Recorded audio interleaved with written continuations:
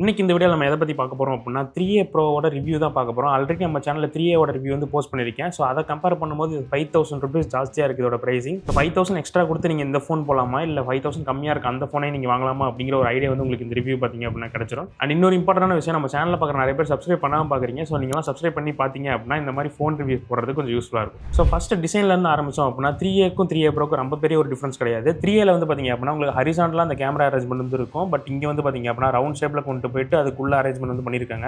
And இந்த camera பம்புமே பார்த்தீங்க அப்படின்னா கொஞ்சம் ரொம்ப பெருசாக இருக்குது. ஏன்னா உள்ள வந்து பெரிஸ்கோப் கேமரா இருக்கிறதுனால அதுக்கு தான் பார்த்தீங்க அப்படின்னா அவ்வளோ பெரிய ஸ்பேஸ் தேவைப்படுது. இந்த சைடில் கொடுத்துருக்க ரிங் வந்து பார்த்தீங்க அப்படின்னா மெட்டல் ஃப்ரேம் வந்து யூஸ் பண்ணியிருக்காங்க. பட் அங்கே வந்து பார்த்தீங்க அப்படின்னா உங்களுக்கு சைடில் இருக்க ரிங்லாம் பிளாஸ்டிக்கில் இருக்கும். ஸோ மற்றபடி டிசைனில் எந்த வித சேஞ்சும் இல்லை. இதுலேயும் பார்த்தீங்க அப்படின்னா பிளாஸ்டிக் தான், பேக்கில் கிளாஸ் தான். பட் என்ன ப்ரொடெக்ஷன்லாம் தெரியல. கீழே போர்ட்ஸ் அண்ட் பட்டன்ஸ் எல்லாமே பார்த்தீங்க அப்படின்னா சேம் தான். 3Aல கிடைச்ச மாதிரியே இங்கேயும் உங்களுக்கு வந்து அந்த எசென்ஷியல் கீ வந்து கிடைக்குது. ஸோ இதை பற்றி அதிகமாக பேசணும்னு நினைக்கிறேன். அந்த வீடியோலாம் அதிகமாக பேசல, ஏன்னா அது அந்த அளவுக்கு ஒரு பெரிய ஃபீச்சராக எனக்கு வந்து படலை. ஸோ இன்னும் அந்த டெவலப்மெண்ட்லாம் வந்ததுக்கப்புறம் அதை பற்றி டீட்டெயிலாக பார்த்துக்கலாம். ஃபோனோட திக்னஸ் அதே தான் 8.4 mm தான் இருக்குது. பட் வெயிட்டில் வந்து பார்த்தீங்க அப்படின்னா 211 கிராம் இருக்குது. இது கொஞ்சம் ஹெவியாக இருக்க மாதிரி தான் ஃபீல் ஆகுது. ஏன்னா டாப் வந்து கொஞ்சம் ஹெவியாக இருக்கனால நீங்கள் இப்படி சிங்கிள் ஹேண்டில் பிடிச்சி யூஸ் பண்ணும்போது கொஞ்சம் இப்படி கீழே போயிடுமோ கீழே விட்டுருமோ அப்படிங்கிற ஒரு பயம் வந்து கண்டிப்பாக வருது. பட் இந்த இடத்துல கொஞ்சம் பம்ப் பெருசாக இருக்கனால ஹேண்ட் வந்து ஈஸியாக அந்த இடத்துல ரெஸ்ட் ஆகுது. இந்த ஃபோனோட கலர் ஆப்ஷன்ஸ்லையும் பார்த்தீங்க அப்படின்னா சேஞ்ச் இருக்குது. அதில் உங்களுக்கு 3 கலர் வேரியன்ட் இருக்குது. பட் இதில் வந்து பார்த்தீங்க அப்படின்னா பிளாக் கிரே 2 ஆப்ஷன் தான் இருக்குது. உங்களுக்கு ஒயிட் கூட கிடையாது. பட் இந்த ஏங்கிட்ட இருக்கிறது வந்து பார்த்தீங்க அப்படின்னா பிளாக் கலர். இது ரொம்ப எனக்கு கொஞ்சம் இன்ட்ரெஸ்டிங்காக இருக்குது. பார்த்தா அந்தளவுக்கு சட்டிலாக தான் இருக்குது. பட் நீங்கள் நல்லா நோட்டீஸ் பண்ணீங்க அப்படின்னா கொஞ்சம் டிஃப்ரெண்ட்டாக நல்லா ஃபீல் இருக்க மாதிரி இருக்குது. இந்த கலர் எனக்கு பிடிச்சிருக்கு. ஸோ உங்களுக்கு எந்த கலர் பிடிச்சிருக்கு அப்படின்னு கமெண்ட்ஸில் சொல்லுங்கள். அண்ட் அப்படியே ஆக்சுவலாக டிஸ்பிளே ஸ்பெக்ட் வந்தோம் அப்படின்னா எந்த வித சேஞ்சுமே இல்லை. எக்ஸாக்டாக என்ன 3L இருக்கோ அதே தான் இங்கே இருக்குது. 6.77 inch AMOLED display 120Hz refresh rate சப்போர்ட்டோட வருது. 1300 nits ஹை பிரைட்னஸ் மூலம் 3000 nitsக்கான பீக் பிரைட்னஸ் கிடைக்குது. அவுட்டோர் விசிபிலிட்டியுமே எந்த பிரச்சனையும் இல்லை. டிஸ்பிளேயோட குவாலிட்டியுமே ரொம்ப நல்லா இருக்குது. ஸ்பீக்கரும் பார்த்தீங்க அப்படின்னா அதே சேம் ஸ்பீக்கர் தான், ஸ்டீரியோ ஸ்பீக்கர் உங்களுக்கு கிடைக்குது. அதுலேயும் எந்த வித பிரச்சனையும் இல்லை. நல்லா லவுடாக டீட்டெயிலாக சூப்பராக இருக்குது. அண்ட் சாஃப்ட்வேர்னு பார்த்தோம் அப்படின்னா Android 15 Nothing OS 3.1 வந்து ரன் ஆகிட்டு இருக்குது. இது ரொம்பவே ஒரு நல்ல ஸ்லீக்கான UI. உங்களுக்கு வந்து UIயே பார்த்தீங்க அப்படின்னா சூப்பராக இருக்கும். அதையே யூஸ் பண்ணிகிட்டே இருக்கலாம் போல இருக்கும். அந்த அளவுக்கு செம்ம ஸ்மூத்தான ஒரு UI. எந்த இடத்துலையும் ஒரு ஜிட்டர் கூட நான் ஃபேஸ் பண்ணல இந்த UIயில். அண்ட் யூஸ் பண்ணுறதுமே பார்த்தீங்க அப்படின்னா செம்ம ஸ்மூத்தாக இருக்குது எல்லா இடத்துலையுமே. நீங்கள் இந்த UI இந்த செக்மெண்ட்டில் ஒரு பெஸ்ட்டான UI தான் நான் சொல்லுவேன். அண்ட் இந்த ஐகான்ஸ்லாம் உங்களால் ஈஸியாக கஸ்டமைஸ் பண்ண முடியும். அண்ட் நிறைய குட்டி குட்டி ஆப்ஷனுமே பார்த்தீங்க அப்படின்னா இந்த Nothing OS நிறையா இருக்குது. பட் AI ஃபீச்சர்ஸ்னு பார்த்தீங்க அப்படின்னா ரொம்ப அதிகமாக இருக்காது. இந்த பேசிக் ஃபீச்சரான சர்க்கிள் டு சர்ச் இது மாதிரி ஒரு சில ஃபீச்சர்ஸ் மட்டும் தான் இருக்குது. பட் காம்படிஷனில் இருக்க மற்ற ஃபோன்ஸ் எடுத்துக்கிட்டீங்க அப்படின்னா AI ஃபீச்சர்ஸ்லாம் பார்த்தீங்க அப்படின்னா ரொம்ப அதிகமான ஃபீச்சர்ஸ் வந்து உங்களுக்கு தராங்க. ஸோ அப்படி பார்க்கும்போது இந்த UI ஒரு ஃபீச்சர் ரிச்சான UI வந்து கிடைக்காது. பட் ரொம்ப ஸ்மூத்தான ஒரு UI. அண்ட் இந்த ஃபோனுக்கும் பார்த்தீங்க அப்படின்னா 3 வருஷத்துக்கான ஆண்ட்ராய்டு அப்டேட், 6 வருஷத்துக்கான செக்யூரிட்டி பேட்ச் கொடுப்பாங்க. இதோட மெயின் கேமரா பார்த்தோம்னா 50 MP ஒரு சென்சார் வந்து யூஸ் பண்ணியிருக்காங்க. f1.9 லென்ஸோட பேர் ஆகுது. OIS சப்போர்ட்டுமே இருக்குது. ஸோ இதுவும் நத்திங் 3Aல இருக்கிறதும் ஒரே சென்சார் தான் நினைக்கிறேன். எனக்கு எக்ஸாக்டான டீட்டெயில்ஸ் ஸ்பெக் எங்கேயுமே கிடைக்கல. பட் சென்சார் சைஸ் மட்டும் கொஞ்சம் டிஃபர் ஆகுதுன்னு நினைக்கிறேன். கரெக்டாக தெரியல எனக்கு. பட் ரெண்டுலேயுமே கிடைக்கிற அவுட்புட் வந்து பார்த்தீங்க அப்படின்னா ஆக்சுவலாக டிஃப்ரெண்ட்டாக இருக்குது.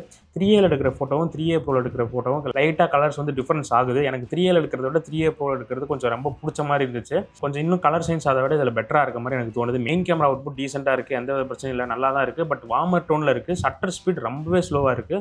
3 சென்சார்லையுமே பார்த்தீங்க அப்படின்னா ஷட்டர் ஸ்பீட் ரொம்ப ஸ்லோவாக இருக்குது. 3Aலே சொல்லணும்னு நினச்சா அதை வந்து ஆக்சுவலாக மறந்துட்டேன். நல்ல டே லைட்டில் எடுத்தாலுமே பார்த்தீங்க அப்படின்னா ஷட்டர் ஸ்பீட் ஸ்லோவாக இருக்குது. ஸோ மற்றபடி இதில் எந்த பிரச்சனையும் இல்லை. நல்ல டீட்டெயிலான இமேஜஸ் வந்து உங்களுக்கு கிடைக்குது. ஸோ லோ லைட்லையும் பார்த்தீங்க அப்படின்னா ஓரளவுக்கு டீசெண்டான இமேஜஸ் வந்து கிடைக்குது. பட் இதுதான் பெஸ்ட் இந்த செக்மெண்ட் அப்படின்லாம் சொல்ல முடியாது. ஏன்னா இந்த செக்மெண்ட்டில் Realme 14 Pro Plus, Redmi 14 Pro Plus இந்த மாதிரி ஃபோன்ஸ்லாம் இருக்குது.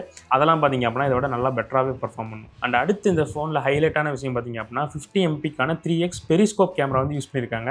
இந்த Realme 14 Pro Plusலேயும் பெரிஸ்கோப் தான் இருக்குது. ஸோ அதை விட இமேஜஸ் பெட்டராக இருக்கான்னு கேட்டிங்க அப்படின்னா எனக்கு சைட் பை சைட் கம்பேரிசனுக்கு வந்து இமேஜஸ் கிடைக்கல. பட் அதுலேயுமே பார்த்தீங்க அப்படின்னா லுக் வந்து நல்லா தான் இருக்கும். அண்ட் இதில் டிஜிட்டலாக உங்களால் 60x வரைக்கும் ஜூம் பண்ணிக்க முடியும். அண்ட் இந்த 3xலேயே உங்களுக்கு OIS சப்போர்ட்டுமே இருக்குது. இது எடுக்கக்கூடிய ஃபோட்டோஸ்லாம் பார்த்தீங்க அப்படின்னா செம்மையாக இருக்குன்னு தான் சொல்லணும் இந்த ப்ரைஸ் ரேஞ்சுக்கு. அண்ட் போர்ட்ரேட்லாம் இதை வச்சு எடுத்தீங்க அப்படின்னா நான் வந்து எக்கச்சக்க ஃபோட்டோஸ் வந்து போர்ட்ரேட் எடுத்து பார்த்தேன். அந்த பிக்சர்ஸ்லாம் நீங்களே பாருங்கள். ஸோ இந்த ப்ரைஸ் ரேஞ்சாக 3xக்கான டெலஃபோட்டோ ஒரு சில ஃபோன்ஸில் தான் உங்களுக்கு கிடைக்கும். ஸோ இந்த ஃபோனில் கிடச்சிருக்கு. இதோட அவுட்புட்ஸுமே பார்த்தீங்க அப்படின்னா செம்மையாக இருக்குது. அண்டு நான் வந்து 3Aல சொல்லியிருந்தேன் இல்லையா, அவங்களால 2xல வந்து பார்த்தீங்கன்னா 4K 30fpsக்கான வீடியோ சப்போர்ட் வந்து இல்லை அப்படின்ட்டு. ஸோ அதை எதுக்கு கட் பண்ணியிருக்காங்கன்னா இங்கே கொடுக்கறதுக்கு தான். இதில் உங்களுக்கு 4K 30fpsக்கான சப்போர்ட் இருக்குது. மெயின் கேமராலையும் 4K 30க்கான சப்போர்ட் இருக்குது. ரெண்டையுமே பார்த்தீங்க அப்படின்னா உங்களால் மாறி ஸ்விட்ச் பண்ணிக்க முடியும். அண்ட் இந்த 3.5x யூஸ் பண்ணி உங்களால் மேக்ரோ ஷாட்ஸும் எடுக்க முடியும். அதுவுமே பார்த்தீங்க அப்படின்னா செம்மையாக இருக்குது. பட் இந்த வீடியோ குவாலிட்டியில் தான் பார்த்தீங்க அப்படின்னா இந்த ஃபோனில் பிரச்சனை. வீடியோஸ் வந்து அந்த அளவுக்கு சூப்பராகவே இல்லை. நீங்கள் எந்த கேமராவில் எடுத்தாலும் ஜிட்டர் வந்து இருந்துகிட்டே இருக்குது வீடியோவில். அது வந்து நல்லா தெரியுது. ஜெல்லி எஃபெக்ட் மாதிரி அங்கங்கே ஃப்ரேம் ட்ராப் ஆகிற மாதிரி தெரிஞ்சுக்கிட்டே இருக்குது. நீங்கள் மெயினில் எடுத்தாலும் சரி, இந்த 3xல எடுத்தாலும் சரி, அது இருந்துகிட்டே இருக்குது. அந்த 3xோட வீடியோ குவாலிட்டி வந்து பார்த்தீங்கன்னா சுத்தமாக நல்லா இல்லை. நீங்கள் நல்ல டே லைட் கண்டிஷனில் எடுத்திங்கனாலும் பயங்கரமாக நாய்ஸ் இருக்குது.